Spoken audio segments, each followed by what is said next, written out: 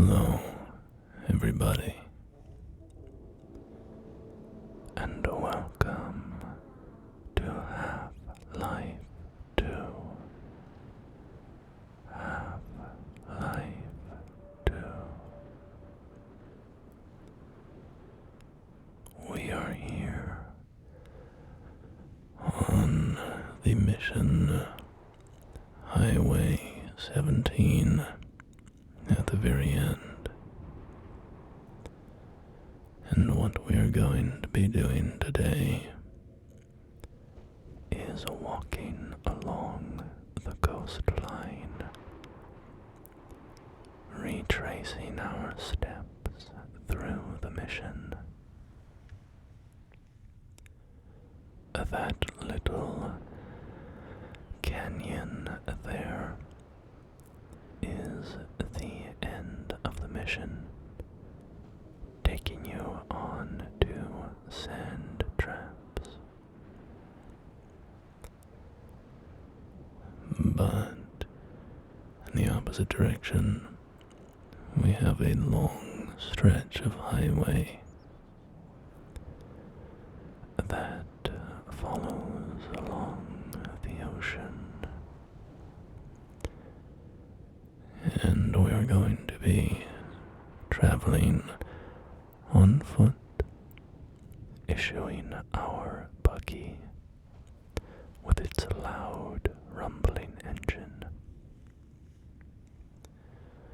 We will be traveling on foot down the length of this highway.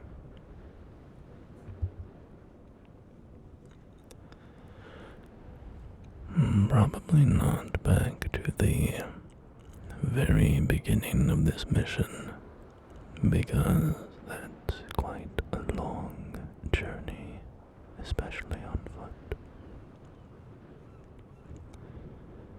But if you guys like this, a seaside stroll, then we can return for the second half in a future video.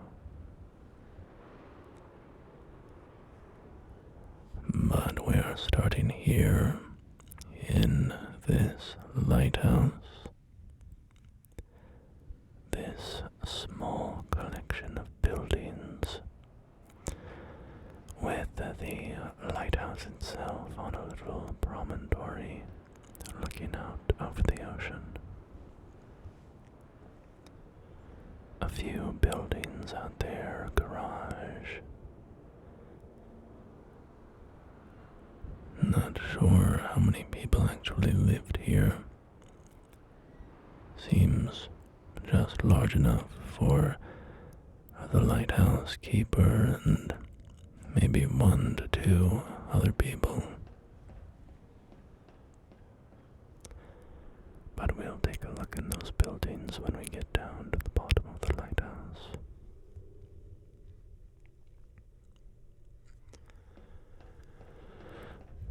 Now, of course, in the Half-Life universe. Oh, you know what? Here's a map. We can see the path that we're going to be taking today. Here we are up at the lighthouse point. And that lambda symbol is where we would continue on if we were playing the missions normally. But we will be following this long, winding highway.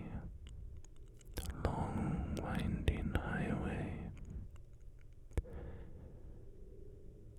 And we will, probably not get all the way back to the Shore Point base, but we'll see how far we get.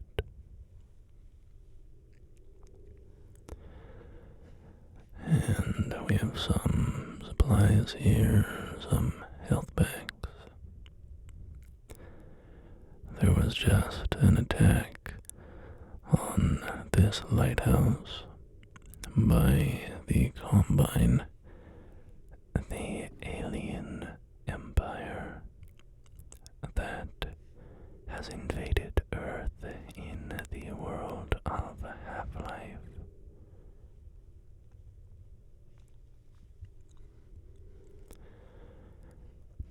fended off that attack well enough. And now the path along the coastal highway should be safe enough for us to walk down without being harassed.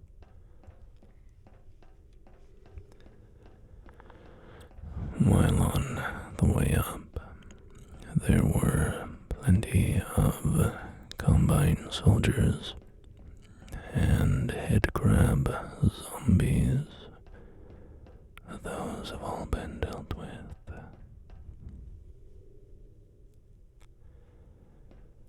Before we go outside, we will descend a little deeper into the lighthouse basement.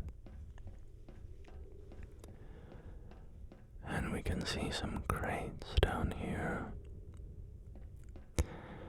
And there is also a small keypad on one of these little pillars here. A little keypad here. And when we're ready to move on, one of the resistance fighters will input a code and this hidden door here will swing open. But we are not going that way for now. Instead, we will exit the lighthouse and begin our relaxing walk through the coastal environs of Half-Life 2.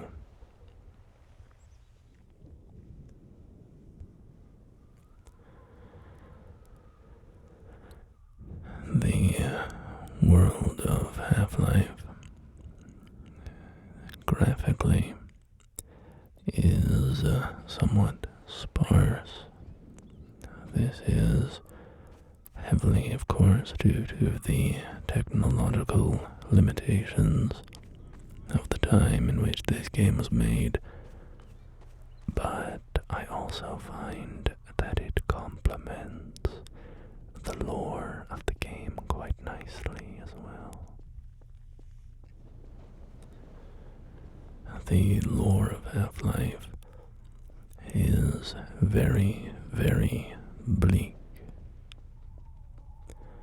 When the Combine invaded, humanity attempted to fight back in what has become known as the 7-Hour War,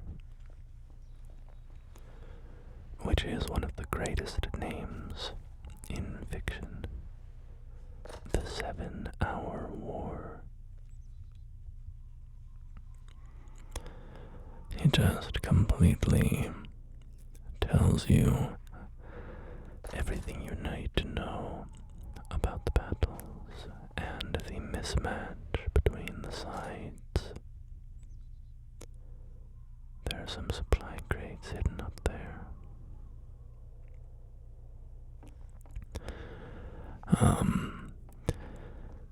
The Combine absolutely obliterated humanity's defense forces. Humanity was so outmatched that the war only lasted 7 hours.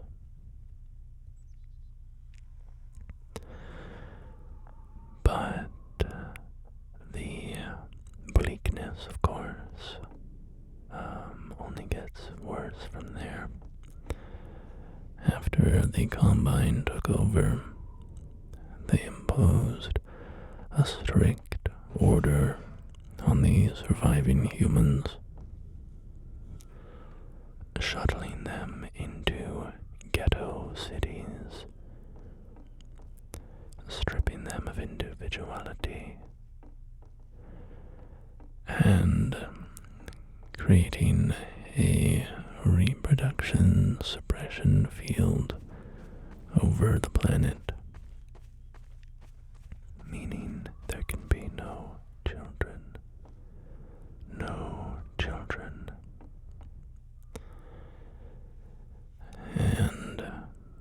the prospects for humanity are very grim. And it seems there is little reason to have hope.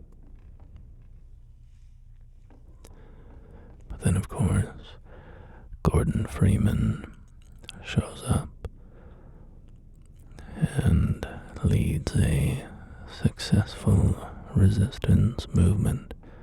Well, I mean, let's be honest, a lot of the work of the resistance was done without him.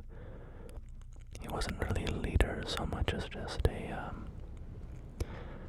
an inspiring figure. And of course, a critically important soldier, as he, played a pivotal role in the most important operations of the rebellion.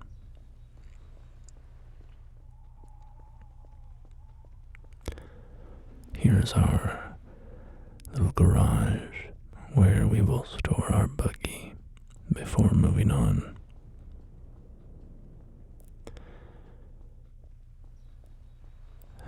And over here behind this building, there's some ruined playground equipment. Perhaps this was once a school building at some point.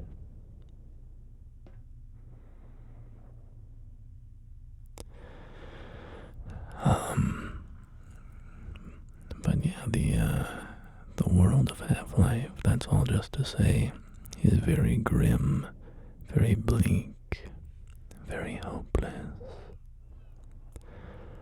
Life has been stamped out. The Combine has been draining Earth of its resources, literally draining the oceans.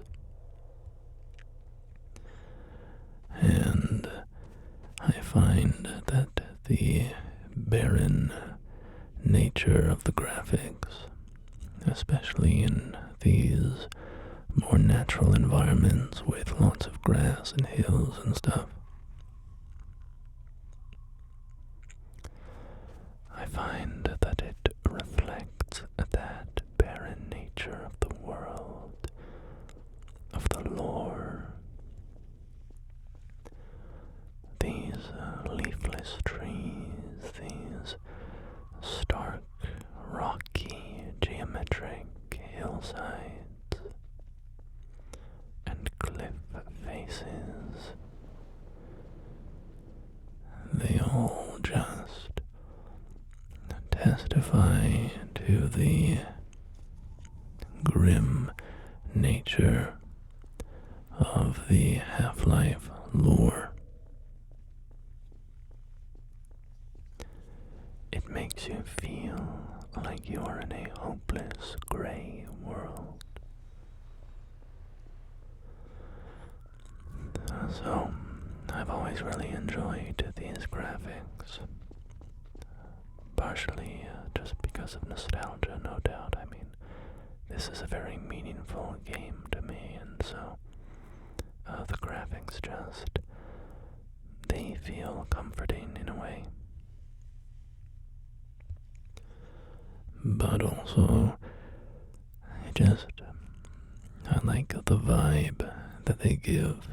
I find that it complements the story of the game nicely.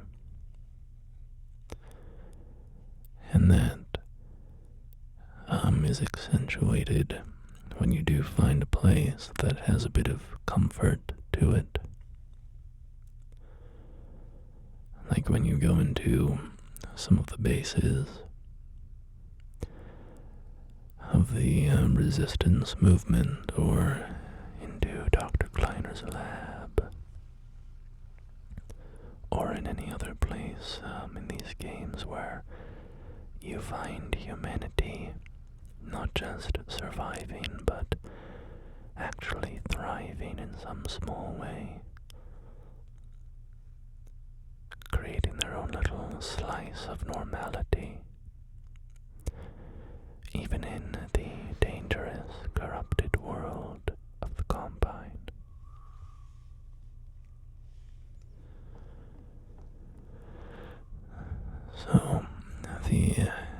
aesthetics of this game, I guess, what I'm saying is that the aesthetics are nailed here for me. They're just very well done. And it extends beyond, of course, just these, natural worlds. These nature landscapes of maps like this. Highway 17. But extends also to the urban areas.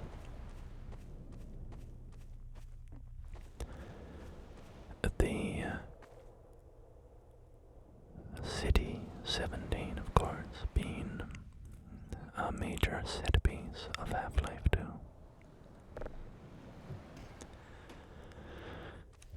And the grim, gray, concrete nature of City 17 and the other urban centers just also ties into the grim nature of the Half-Life lore so nicely. It's a wonderfully designed world. And of course, this is due to the influence of many wonderful artists who worked on the Half-Life team. But I want to particularly shout out Viktor Antonov, who was the art director on Half-Life 2. And his choices, his artistic vision, his talent, his presence, I think perhaps more than anybody else on the team, influenced the look of Half-Life 2. And tragically, Viktor Antonov passed away somewhat recently, I think, about half a year ago.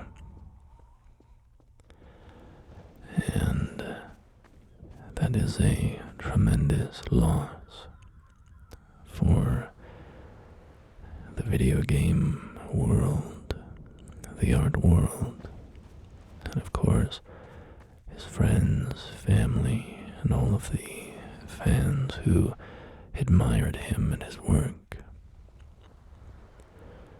So rest in peace to Viktor Antonov, without whom Half-Life 2 would not be as visually remarkable as it is. I'll also take this opportunity to say that the Dishonored series owes what it is to Viktor Antonov, who art directed the first Dishonored game. I don't know for sure about the second. If he didn't, then, it was still his aesthetic style from the first one. But the Dishonored games have an incredible look to them and are just truly phenomenal. So all the love in the world to Viktor Antonov, a man whose contributions to this art form are truly tremendous.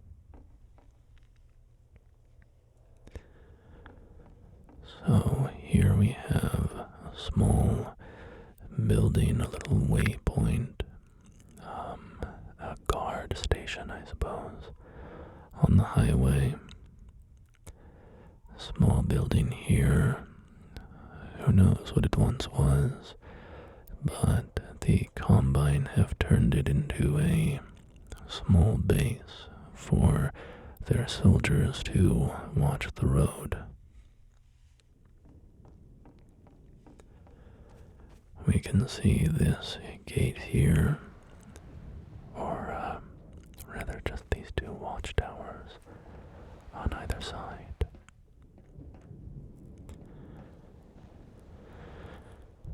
And, of course, on our way through here, there were some Combine. You can see their bodies on the ground. And these Combine soldiers were once humans. They maybe still are. I suppose that's a matter of debate or definition. But at one point in the game, you do, I think on a video camera, can see one of them with their mask off, and it's quite disturbing.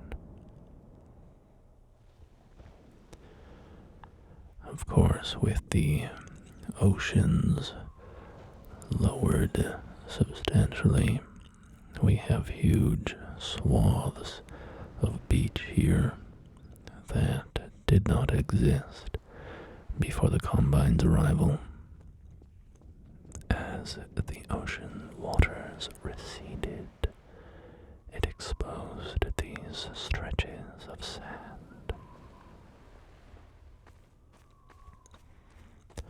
which is interesting because we can see sort of two coastlines,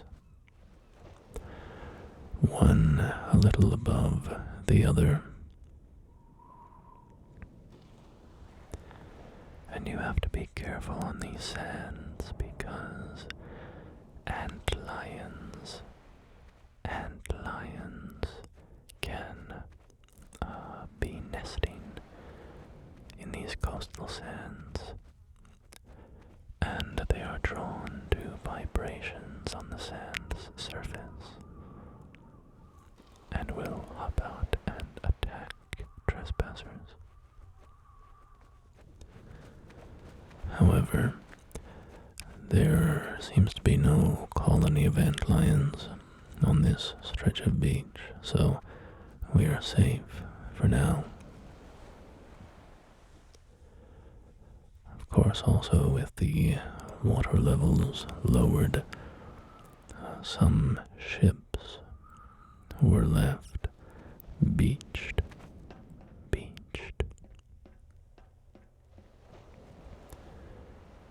Here we have a tugboat with some hidden supply crates behind it.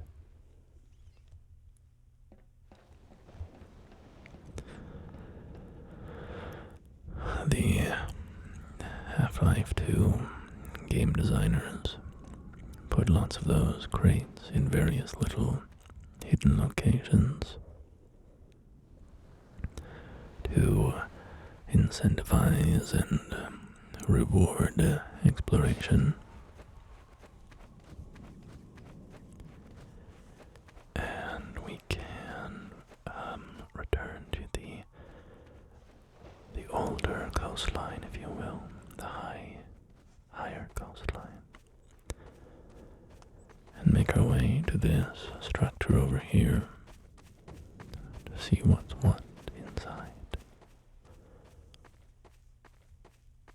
And disturbing evidence of the Combine's brutality here, with some burned corpses. And this is one of their armored vehicles. We have a 3-story building here, but this door seems to be blocked. So we can simply circle around and find another way inside.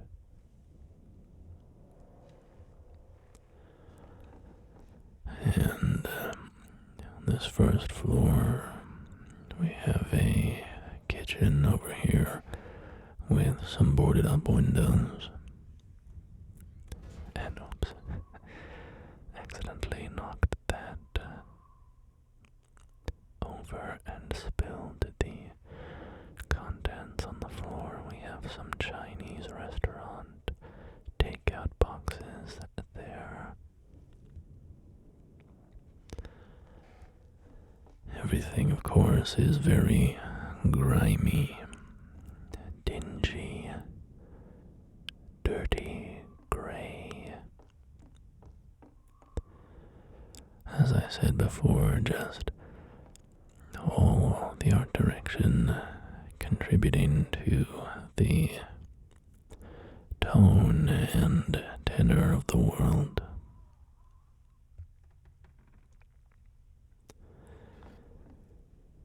This is the top floor, but nothing really here. Dirty windows.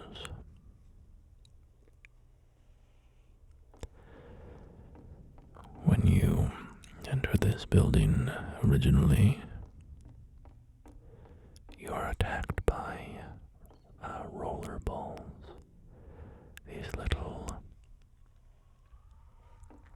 spherical robots that chase you down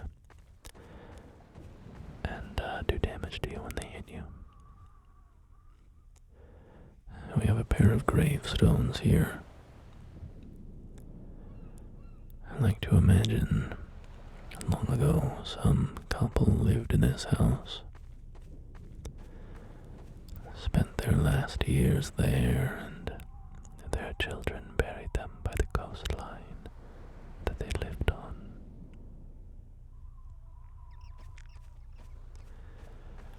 The rollerballs are a particular nuisance when you're driving your car around because they will attach to your vehicle and periodically emit an energetic pulse which will knock your car around. And so if you get a bunch of them all stuck on your car, your little buggy is going to start getting blasted around all over the place and you'll lose control of it.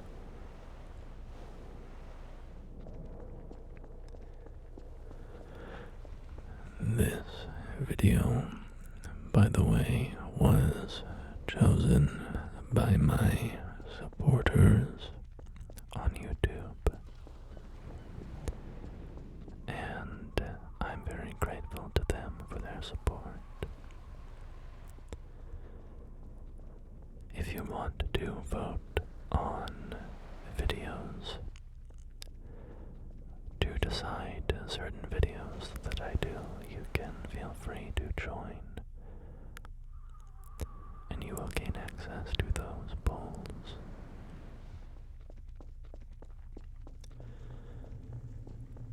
So we are walking into this tunnel, which is very dark. I'm going to need some light in here, although it's lightening up as we move deeper in. I think this is the one with all of the zombies in it. Yeah. Yeah, they like to throw you into this. Oh man, these Half-Life zombies are so nasty. And they make really horrifying noises as well. They just sound like they're constantly in pain.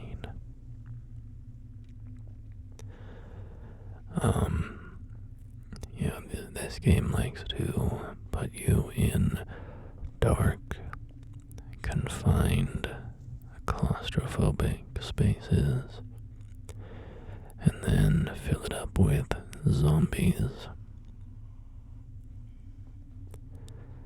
They pull that trick many times, and it's always quite freaky.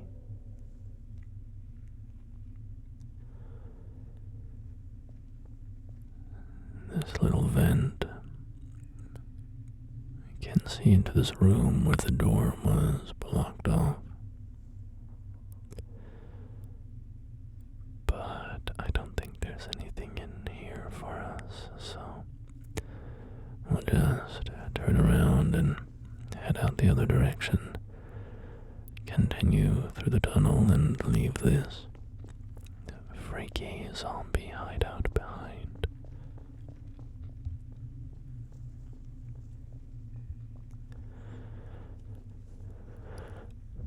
And we will get back out into the light of day. So, Half-Life 2, to me, is just such an incredible game. I have so much love for it. It is just, I don't know, so simple in some ways, but just represents to me what video games should be. Just something focused on fun, interactive engagement with a good story. The developers at Valve just did such an incredible job focusing on the engagement, the player engagement. How do you make the player feel engaged throughout? How do you design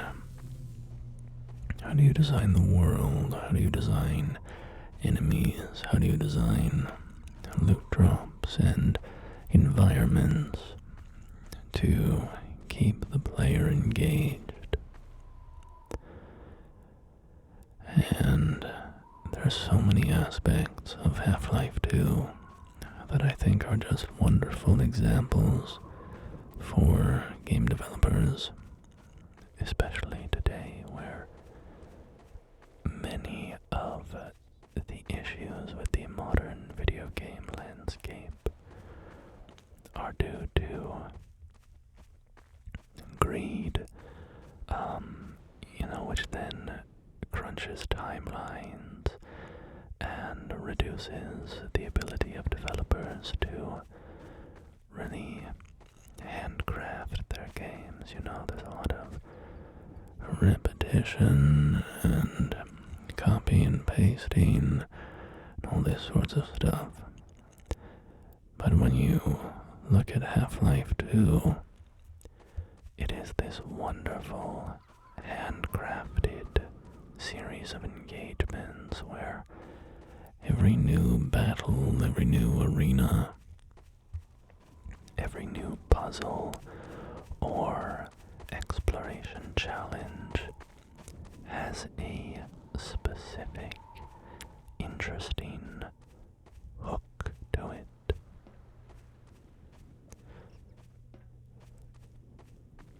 Take, for example, the Lambda caches, which are these little hidden caches of ammo, health, shields, weaponry.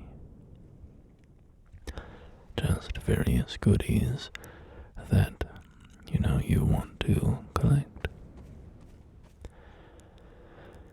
Every Lambda cache is, well, first of all, they're signaled to you with graffiti, with a little Lambda sign. And so if I go over there and explore, I can find a little cache of stuff, And so that draws you in. And then all of those caches, and I don't remember how many there are, maybe 100 or something. Maybe I'm overstating it, I really don't remember, but each and every one of them has a sort of unique little twist. Just a little treat at each one. Sometimes it is a, hold on here, what does this say? Supply, ammo, health, batteries. Hard to read everything there, but yeah, every Lambda cache has a treat. Let's put it that way.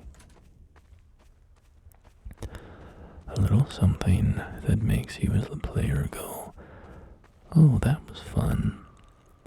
So sometimes it'll be a puzzle, you know.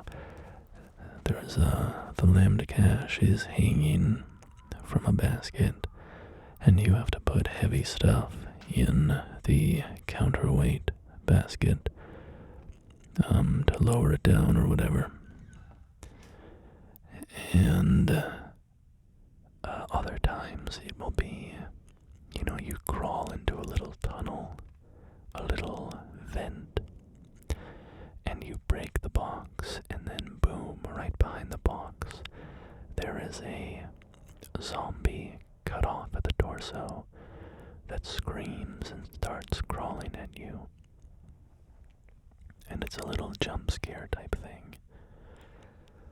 Or you'll find a little hidden rebel, you know, sentry post with a nice chair and some supplies and binoculars or whatever. And I can sit here and I can think of a ton of Lambda cache locations.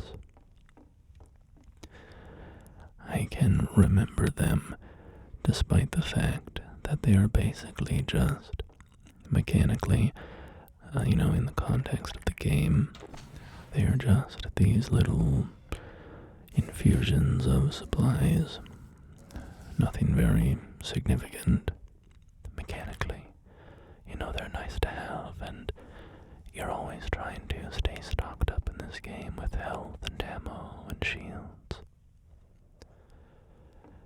But they're nothing crazy mechanically.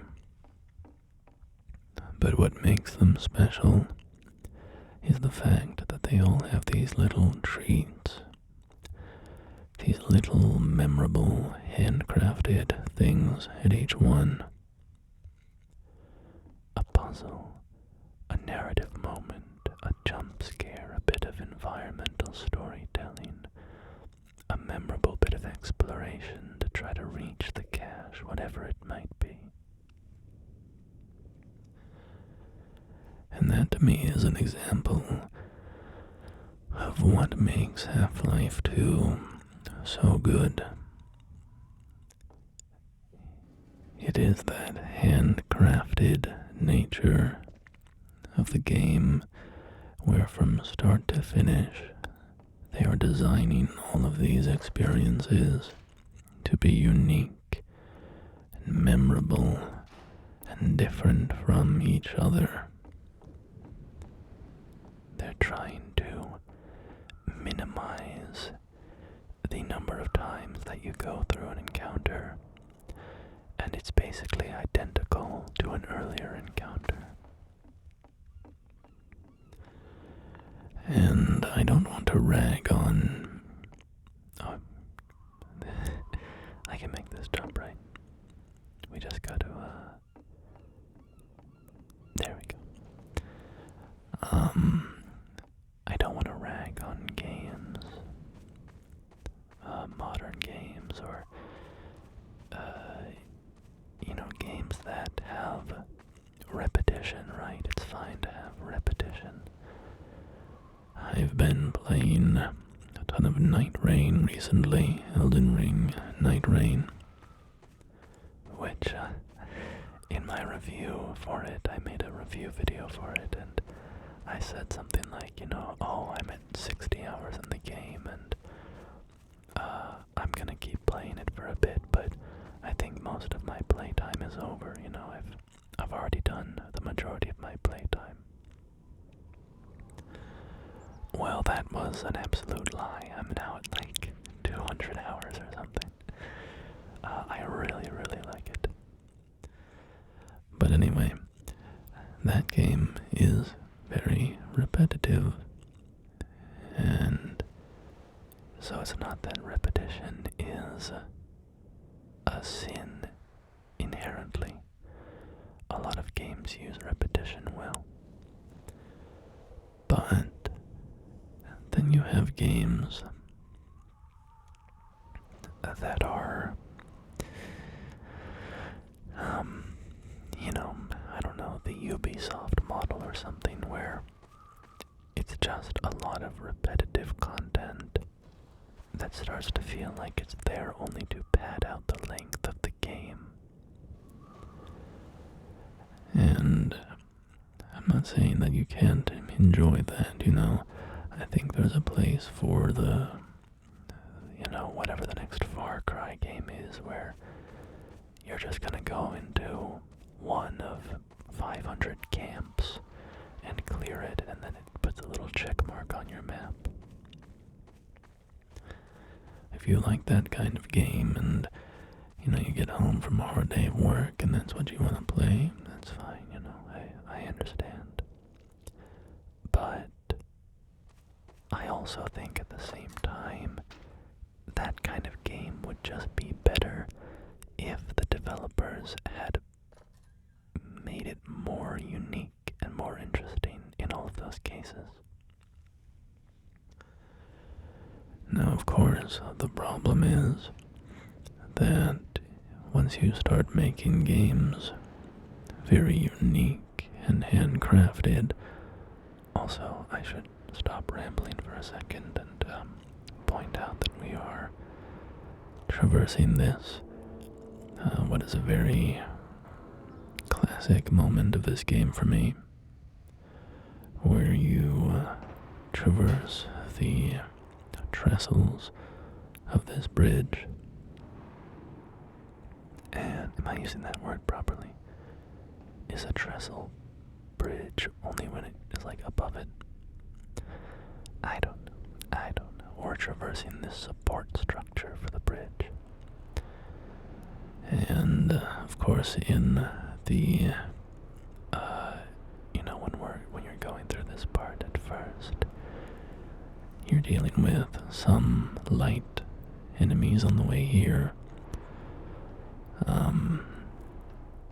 Just a couple environmental hazards more than anything, a few head crabs. But it's pretty chill. But then you get to the end and a ship comes in and it starts shooting you. And now you have to traverse the dangerous bridge, all while having a gunship harry you at every step of the way. And it's very thrilling because you're doing this delicate platforming while also worrying about getting shot. And you have to make your way back to the missile supplies in the center of the bridge.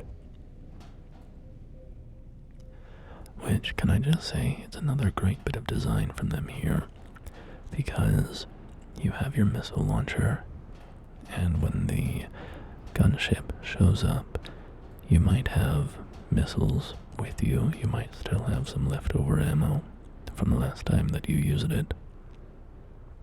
And so, let's say you have 3 shots. Well, you can take those 3 shots.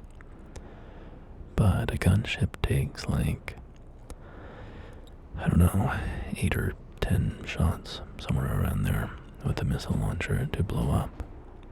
So you need more missiles. So you start making your way back. And then as you're going, you're finding scattered missiles on the ground, like I think in this little building here, there's maybe 2 of them or something. And it going mechanically, it's encouraging you to stop and fire those missiles at the gunship and try to take it down. And because, you're like, oh, well, I got those shots off earlier. Maybe if I hit with both of these, that'll be enough to bring down the gunship. And then it's what makes that good game design, in my opinion, is that it is making you stop at a variety of different spots on the map and try to attack the gunship at those spots. And so at every spot you have a different battlefield, basically. Different kinds of cover, different things that will help or hinder you in attacking the gunship. And so you end up with this kind of a mobile battle with the gunship where you're doing a bit of dangerous platforming, getting into cover, firing off 2 missiles. Now you're out of ammo again. You have to do another difficult platforming section to find more ammo. You fire those off. And then eventually, when you get to around the middle of the bridge, you find a crate of infinite missiles. So they still have the backstop where if you weren't collecting missiles or attacking as you were going, you can still destroy the gunship and progress. But yeah, I just think that is it's an example of the phenomenal game design. Can I plug this back in? No. No, I cannot. This cable was holding up was powering an energy wall here. Bridge access field inactive. And the whole reason that you had to go under this bridge was to turn off the energy field that was blocking the way for your buggy.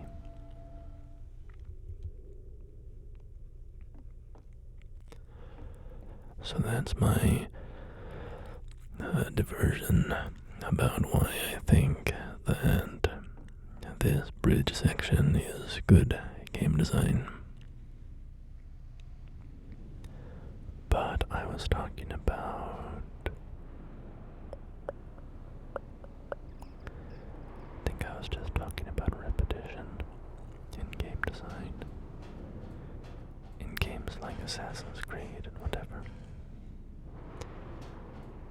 And yeah, my only point there is just that, even in a game like Far Cry or whatever, you might still enjoy playing those games, and that's fine.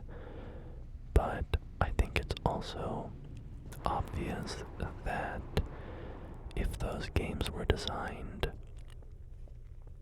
where more of those missions and encounters were more handcrafted, in the way that, Half-Life 2 is, where every encounter was planned and tested and refined to make it as interesting and unique as it could be, then those games would just be better, right? But, yeah, alright, and then I was saying that, of course the problem with that is that if you start trying to make everything really handcrafted and play-tested and unique like that, then you end up in a situation where you just can't make as big of a game, right? Or if you do make a really big game, then it becomes very expensive and time-consuming. So it's, one of those things where, do you want to make a game fast? Do you want to make a game good? Or do you want to make a game for cheap? And as you push up on one of those levers, you are there's going to be a default pushing back on the other two levers, right? But, but, but, but,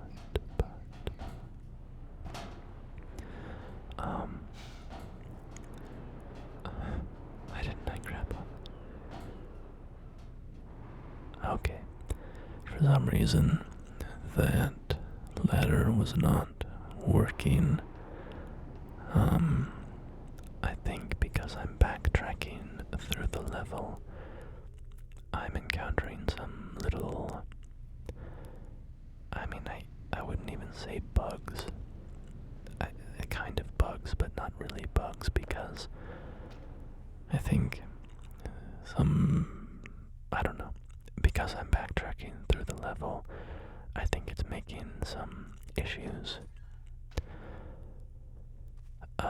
But anyway, I just cut out a little reload there. I reloaded an earlier save and went over to the top of that ladder. The bridge stretching off into the mist. It's of course just a render distance thing to support the hardware of the time, but it is kind of cool how it just vanishes into the misty distance. It gives it an ethereal sort of look.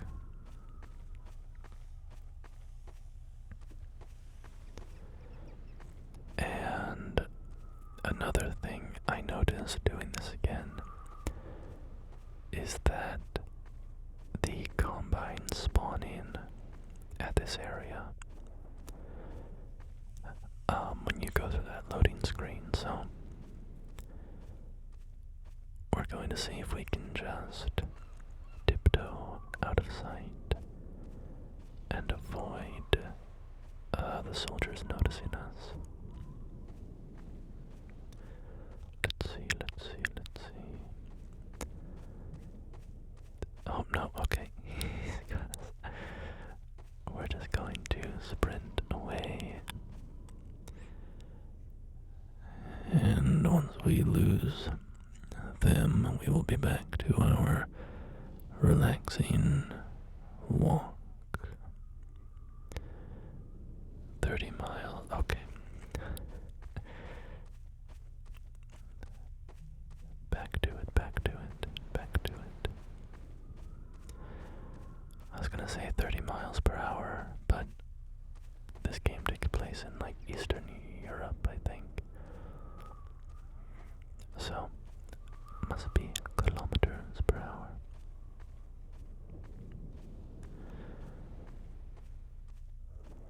Alright, let's get some light in here because it's absolutely pitch black in this tunnel right now.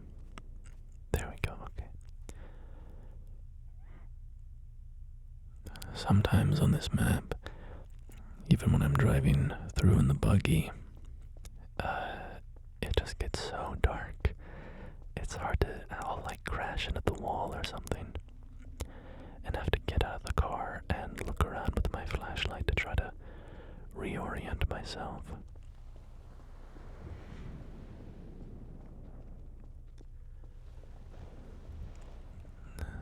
Here's that big bridge that we saw on the map earlier.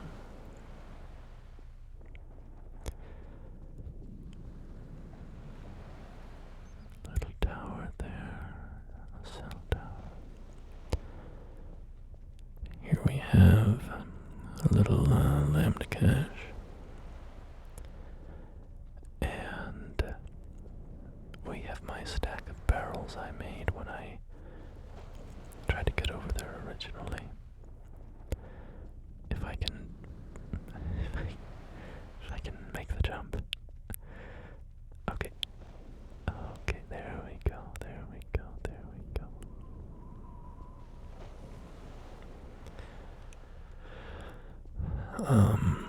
So here's some supplies, and this is interesting.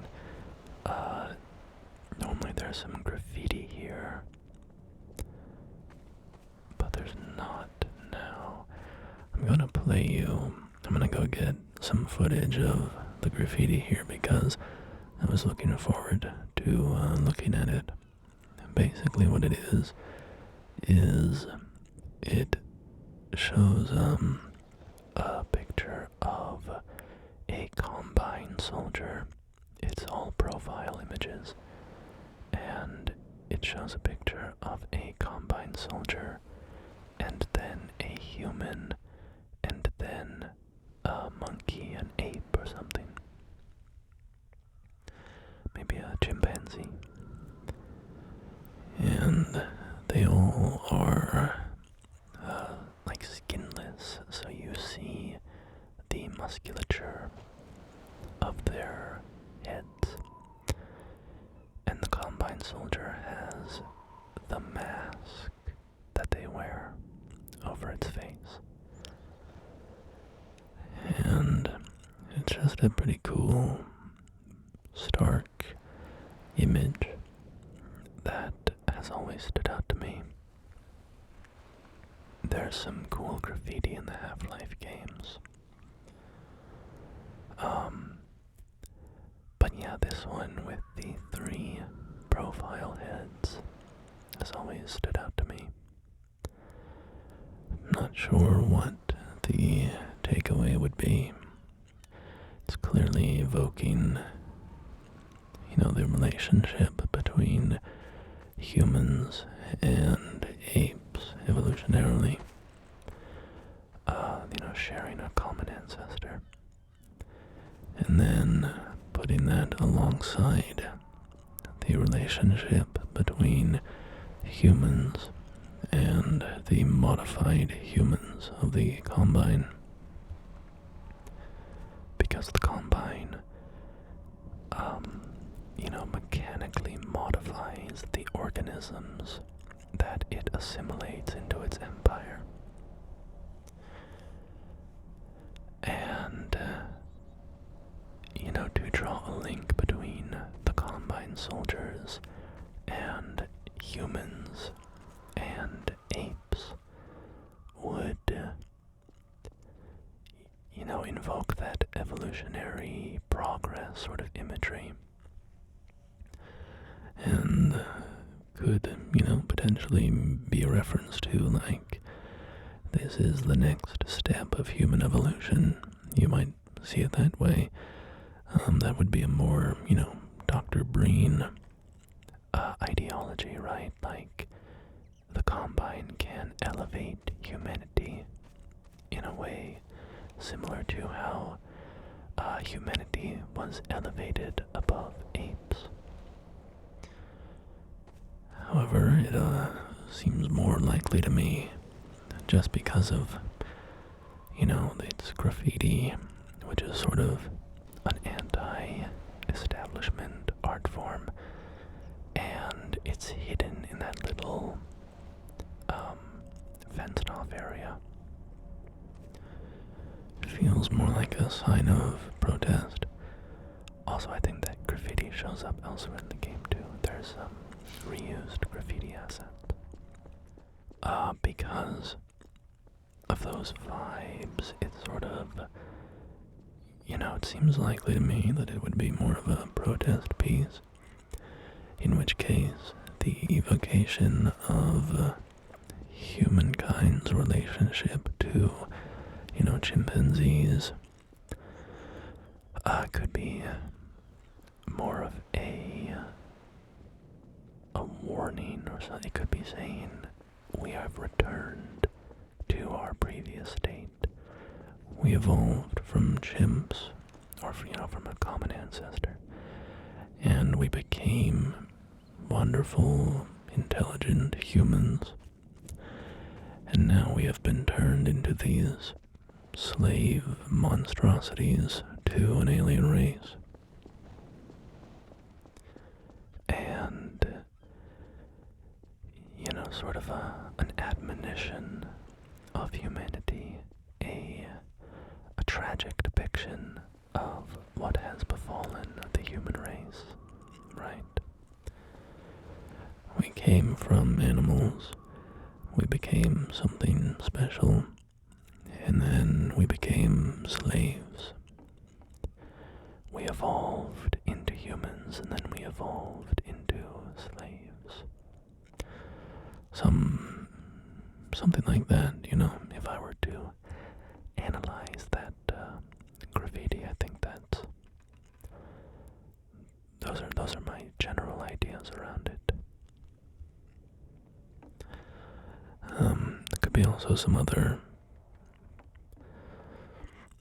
ideas at work, but that's what it says to me. I think that's how it resonates to me.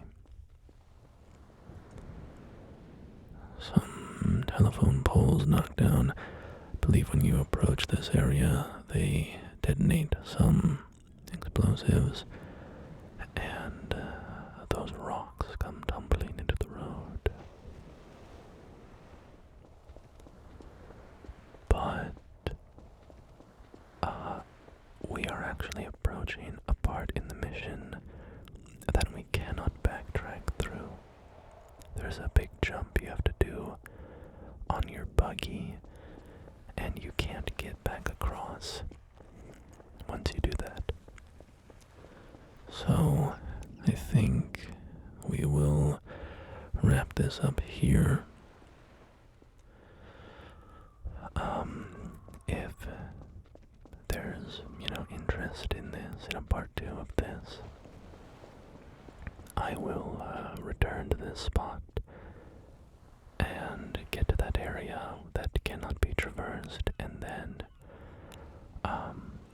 we can, and then I'll reload from the beginning of the mission, go to that spot, and then backtrack from there all the way to the start.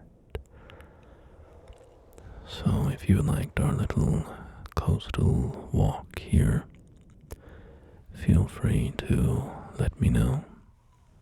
Express your enthusiasm in the comments, and we can do a part 2 to this at another time.